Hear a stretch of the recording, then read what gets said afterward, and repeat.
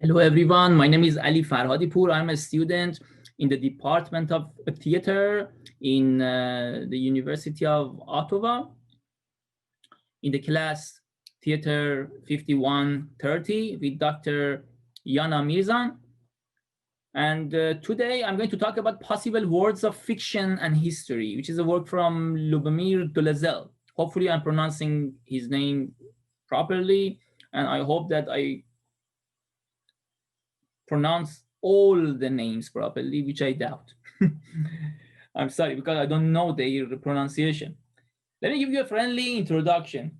The background that you see is for an Iranian, a Persian, ancient Persian celebration, which is a celebration on December 21st. It's like between December 20th and 21st at midnight, which is the winter solstice.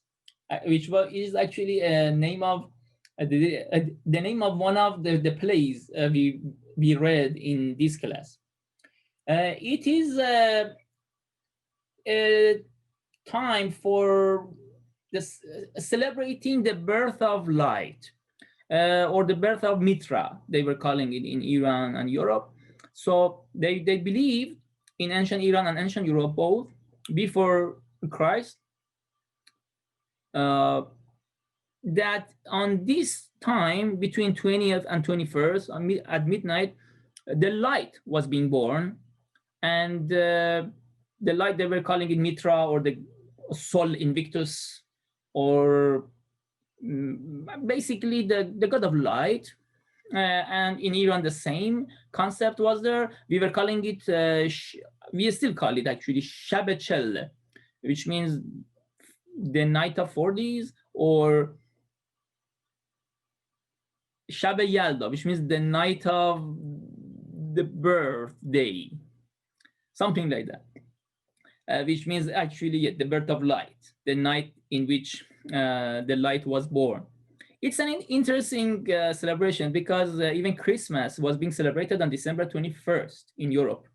But around 4th century, I think, they changed the calendar, so it was pushed to December 25th. But we still celebrate it almost closely with 4 days difference. Actually, we have the same trees and light. It's a very interesting celebration. I love it. Anyway, let's go to our presentation. In this presentation, basically because I am a presentation expert, I do something interesting. I've seen that some people, when they do presentation, they show something on the slide, but they don't read it. They talk about something else. They give an introduction about it. But if you want to give it an introduction, it's better to give it before going to the slide. So that's what I'm trying to follow, my own instructions and the instructions in the world of presentation skills. So when I show a slide, I read it first, then I talk about it. If I pause, I tell you that I pause. And it is helpful as well because I have Persian accent, and if I read it, it's even very helpful in understanding what I'm saying. How can a conceptual system of possible words can be created? This is the main concept that Dolezel is dealing with in his work. Theoretical background. In his classic paper, Semantical Considerations on Modal Logic, Saul A. Kripke proposed a model structure for modal logic and interpreted it semantically in terms of possible words. So as you see, this concept of possible words has a lot of connections with the logic, modal structures, and all kinds of these logical, somehow philosophical contexts. According to Leibniz, who is a very famous philosopher, not only modal logic, but the whole system of logic has been reformulated on the assumption that our actual world is surrounded by an infinity of other possible words. As you, okay, let's stop at the end of first paragraph. As you see, Leibniz believed that there are possible worlds that surround us, but they never happened, but they are just there. And we will see that how these kinds of possible worlds were going to be found in the kind of classical view of this concept. A host of logicians have worked on this. Logicians such as Jaco, Hintikka, Dana, Scott, George H. Wainwright, David Lewis, David Kaplan, Robert Stalnaker, M.J. Creswell, and others. So this is the background, that some people worked on this. It's good to mention their names. Put it simply, in Thomas Scone's words, a possible world is a way our world might have been. It's very interesting quote. I like it. It's like our world could be like this. I mean, like this, I mean like the possible world that we can imagine.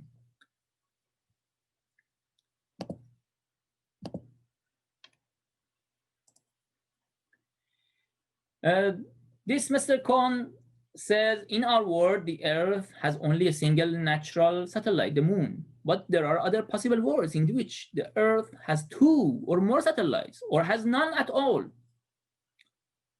Yeah, so this is at the end of paragraph 1.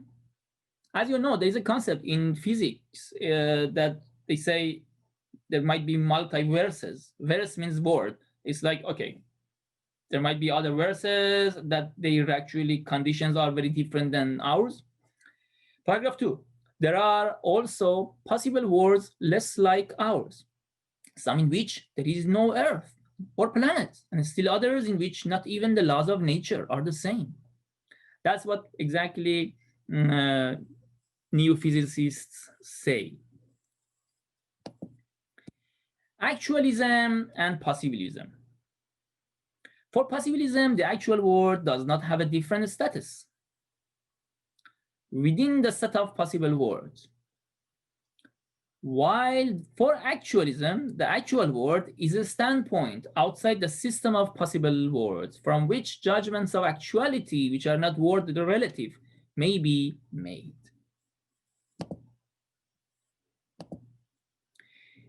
During the 1970s, the idea of possible worlds expanded far beyond modal logic to recast many traditional problems of philosophy.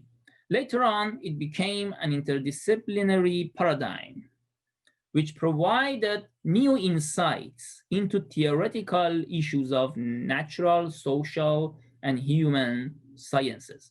So, which is interesting that this concept of possible worlds was expanded beyond even modal logic, and it went to other disciplines. The first adjustment concerns the origin of possible worlds. In Leibniz's metaphysical conception, possible worlds have transcendental existence. They reside in the omniscient divine mind. They are discovered by an exceptional intellect or imagination. So that's how Leibniz, the philosopher, was very famous, conceived this concept. He believed that they exist, so we just have to find them, discover them. They are in the mind of God.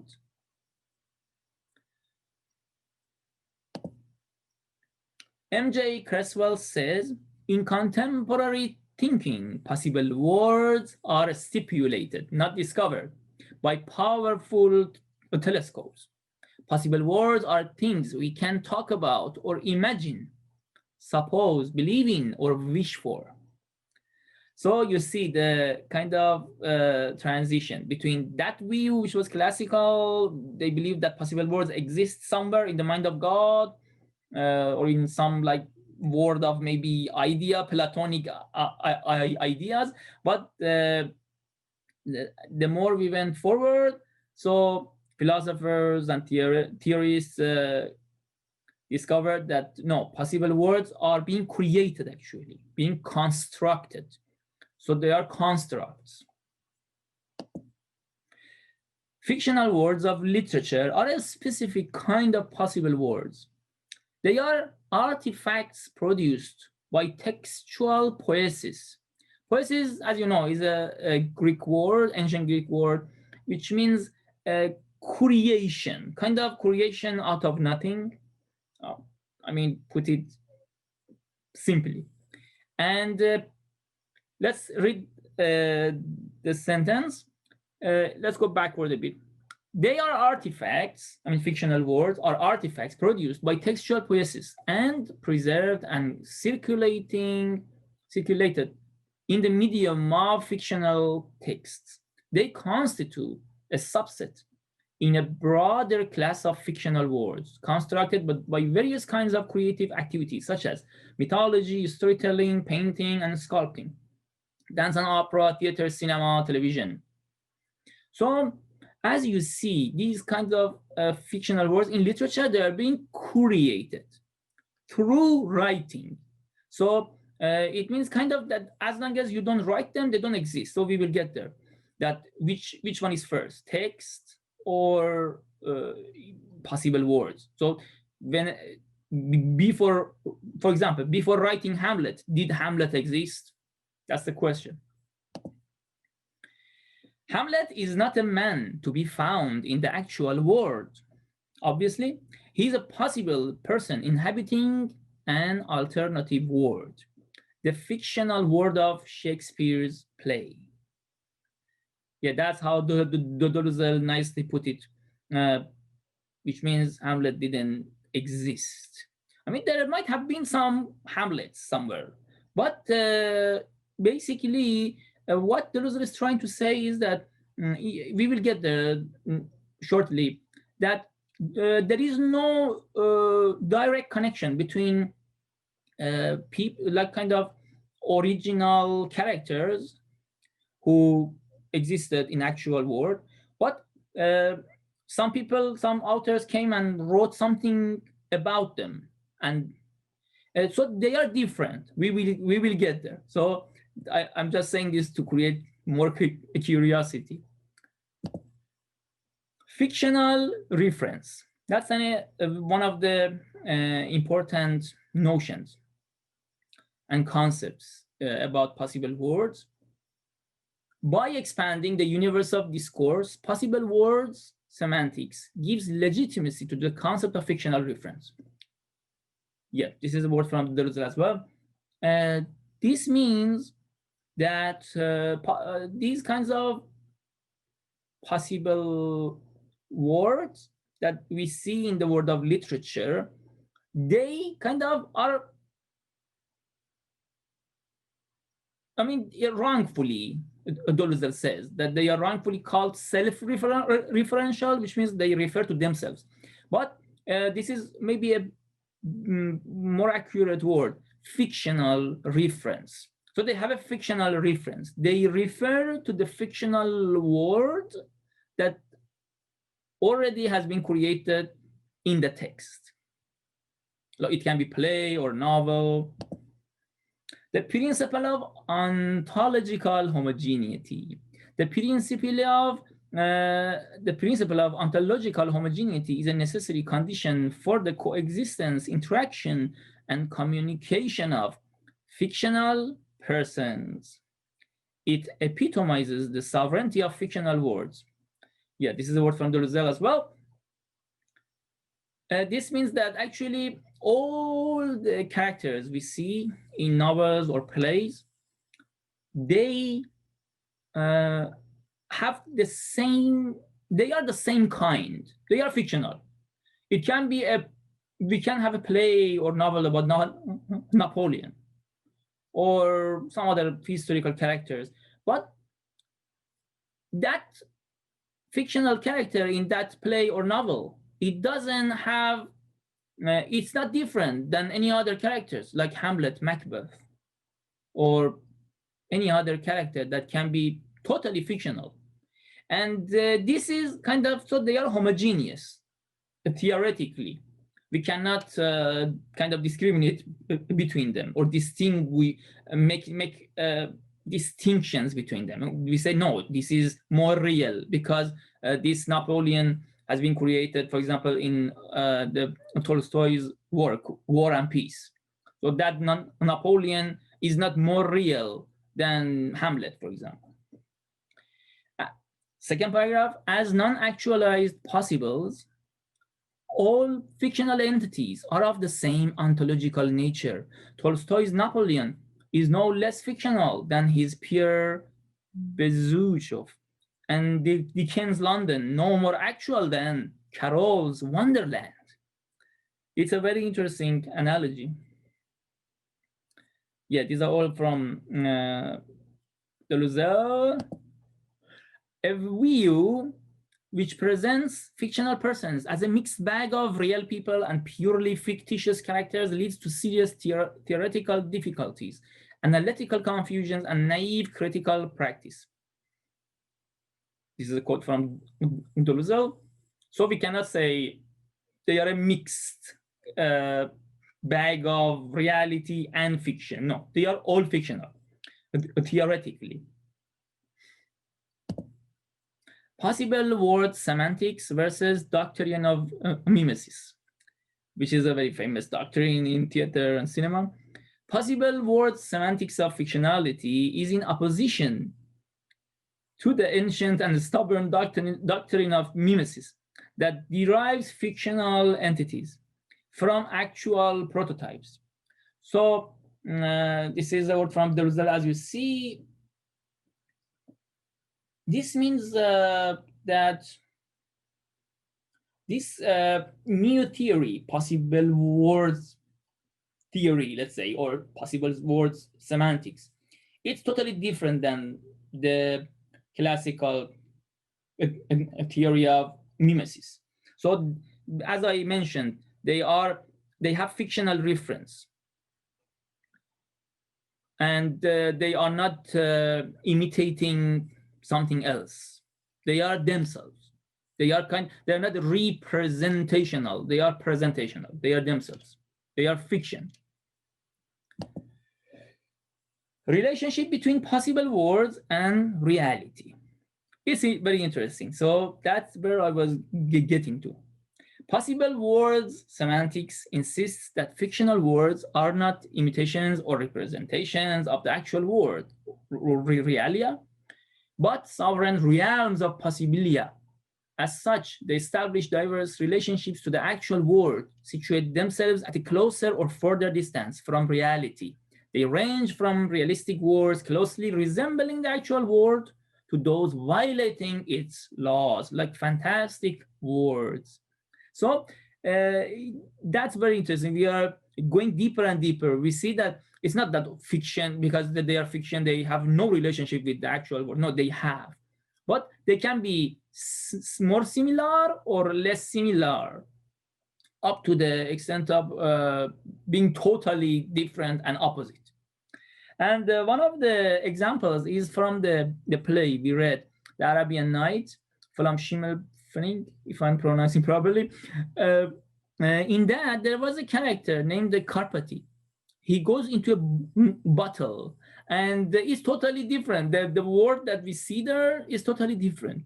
And a man can go into a bottle. So this is an example that an example of being totally different. So we have realistic plays as well, that or naturalistic. And if I'm actually remembering the name properly, there is a play from Maxim Gorky, From the Depth. It's about some people, and it's very naturalistic, very realistic. And in those kinds of plays, we have more similarity to the actual world. Possible counterparts of the historical figures. Brutus might not have killed Caesar. Trotsky might have become the leader of the Soviet Union. Nixon could have been a car salesman. Yeah, Dolezel says that. And this is interesting because we have a concept of possible counterparts, which is kind of something that could have happened or the way things might have ended up, but they didn't. So these are possible counterparts. Which comes first, fictional text or possible word, as I was mentioning earlier? The word's constructing power of the fictional text implies the text is prior to the fictional word, that it calls the word into existence and determines its structure. Dolezel. As I mentioned, so text is first. It's not that imaginary word exists somewhere. As long as they are not written on the paper or like typed, they don't exist. When they are typed, they get some kinds of existence. So even if they exist in the mind of the author, that's an interesting concept here. Unlike historical narratives, fictional texts as performatives are outside truth valuation. Their sentences are neither true nor false. Dolezel. So it's not like history. So we can say, who was the, I don't know, first president of the United States? So we cannot change that in history. But in fictional texts, you cannot say, did really Hamlet kill his uncle or not? Did the ghost appear to Hamlet or not? We cannot really ask that. Whatever is in the play is in the play. Truth valuation of possible words. There was no word, no life, no death of Emma Bovary prior to Gustave Flaubert's authenticating act. Like before writing it, Madame Bovary didn't exist. But it is appropriate, indeed necessary, to ask whether a historian of literature is right when he states that Emma died of tuberculosis. His constative, the statement about the fictional word of Emma Bovary is subject to truth valuation. Dolezel. That's interesting. So we cannot ask whether Hamlet existed or not, but we can ask, did Hamlet kill his uncle at the end of the play? Similarity between history and fiction. Since historical writing shows features of literature, such as emplotment, poetic and rhetorical tropes and figures, semantic indeterminism and ambiguity, there is no fundamental difference between history and fiction. The result. As you saw, even historical writing, a historical narrative, it has a lot of similarities with fiction. Next paragraph. The aim of the writer of a novel must be the same as that of the writer of a history. Both wish to provide a verbal image of reality. So they are trying to depict reality with words, let's say. So in these regards, they are the same. In his later work, White retreats to a more moderate position. Dolezel says that about White. So Hayden White is the person who gave these statements, and they were cited in Dolezel's work. So he later changed his view. He said, no, they are different. History and fiction are different. Distinction between fiction and history. Distinction between fiction and history must be preserved. To quote one, Paul Ricoeur defined fiction in contrast to the truth claims of historical narrative. End of first paragraph. Let's talk about it. Ricoeur says that in history, there are attempts, there is an intention to match the reality. But in fiction, there is no such attempt. Paul Ricoeur says, I'm referring the term fiction for those literary creations that do not have historical narrative's ambition to constitute a true narrative. So it's like the virtue of the historical narrative is not like fiction, that they can do anything they want. No, historical narrative, they have to match some evidence. Historians, last paragraph, historians who write narrative histories generally try to provide a fair overall representation of the central subject of their narrative. In this sense, historical narratives can be true as a whole, whereas fictional narratives cannot. So if a historical narrative generally gives an accurate picture of the main subject, it can be a war, it can be a person, so it is accurate, but fiction doesn't have this feature. Another similarity between fiction and history: only if we posit that language is monofunctional, that all language uses poetic, non-referential, or as it is inappropriately called self-referential, the opposition between fictional and cognitive texts disappears. Dolezel. So it is obvious that it means that if we consider them literature, so they're the same. And in that regard, they can be read equally, which is not really true in my view. I explain more. Another difference between fiction and history. Fiction makers practice a radically non-essentialist semantics. They give themselves the freedom to alter even the individuating properties and well-known life episodes of historical persons. Dolezel. This is important. That's why a part of the explanation I said I'm going to give is that fiction writers, they feel free to change the properties of a person. I mean, the attributes of a person or even events. They can do whatever they want. But historians cannot really do that, unless in some minor places when there is a gap and there is no evidence. So they have to fill out the gap.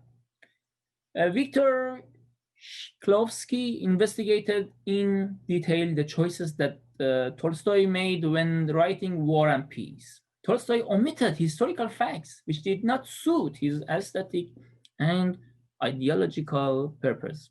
Dolezel. So, as you see, Tolstoy even felt free to do anything he wanted. But even in those instances, like we see that they try to kind of keep a kind of closeness to the picture that is in the people's minds.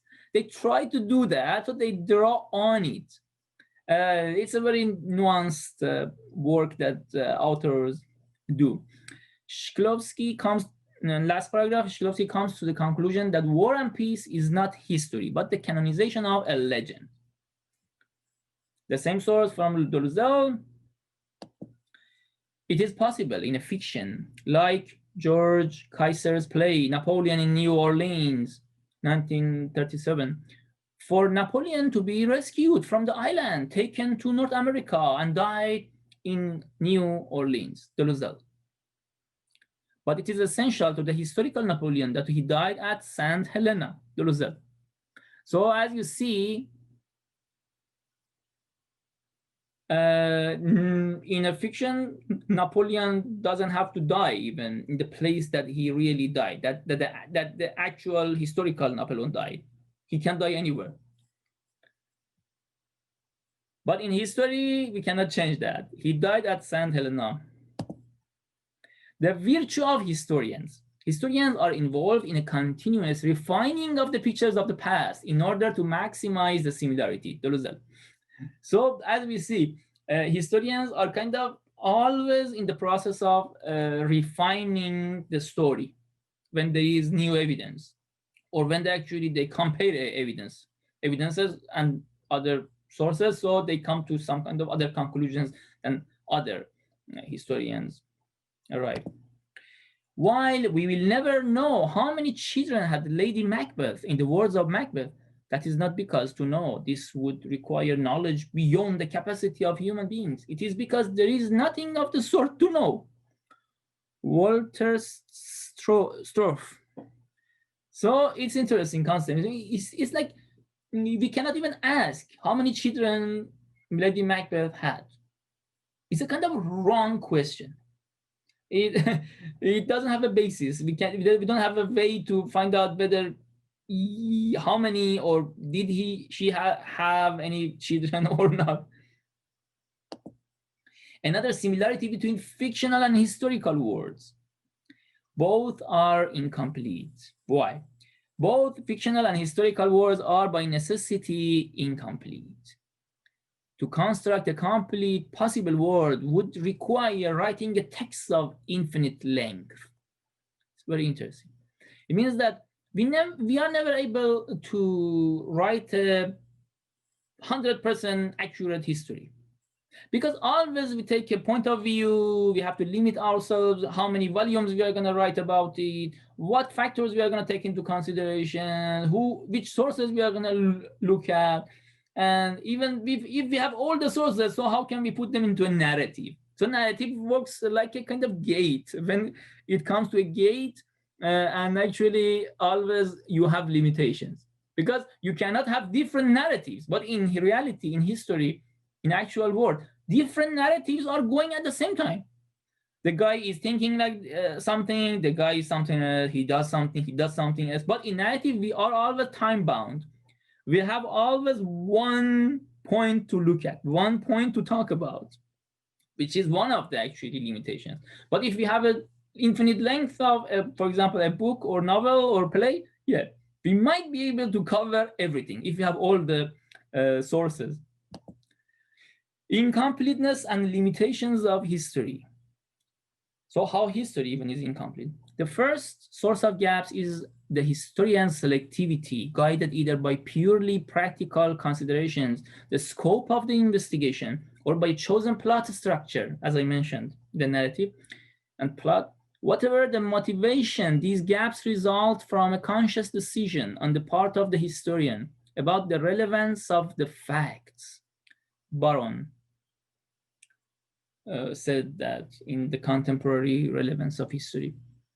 This is very important. So there is a scope of investigation always for a historian, and he always has to say, okay, is this relevant or not? Should I say it now or later or not at all? So these are the limitations that historians deal with. The other kind of gaps in historical words are due to the lack of evidence, can be filled when new documents become available. Dolezel.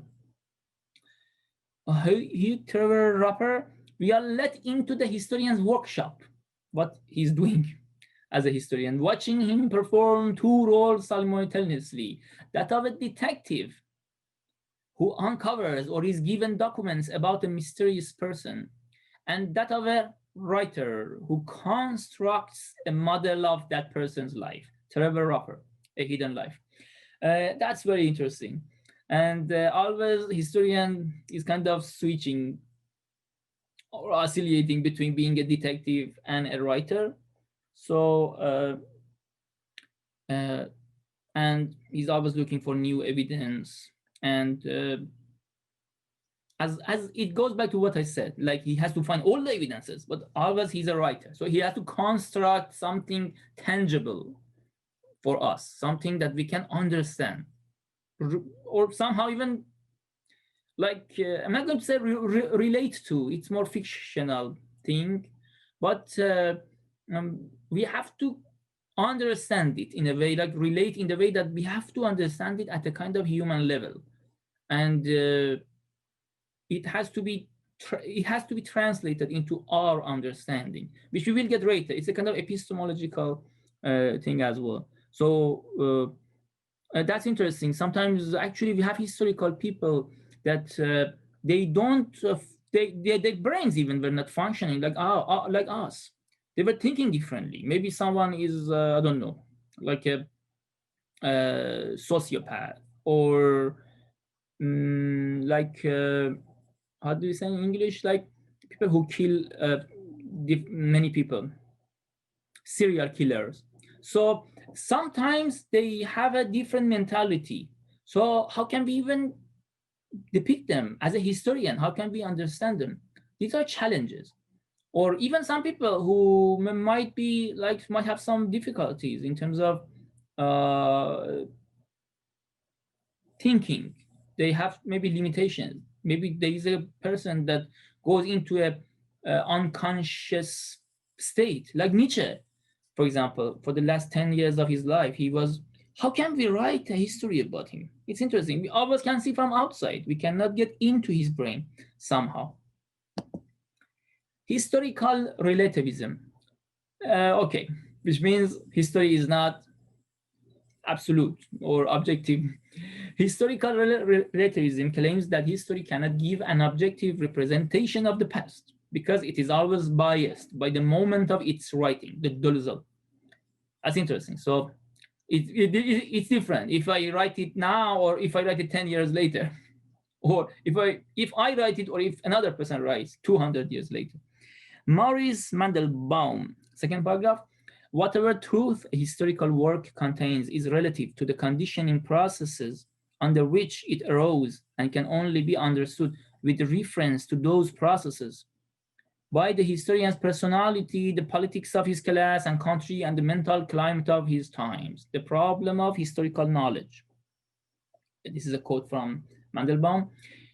And it's interesting. So always historian is biased by politics, his class, country, or mental climate, like epistemology of his age. All right, totalitarian historiography, which actually exists in a lot of places in the world. Elimination of evidence and evidence forging. That's what it is about.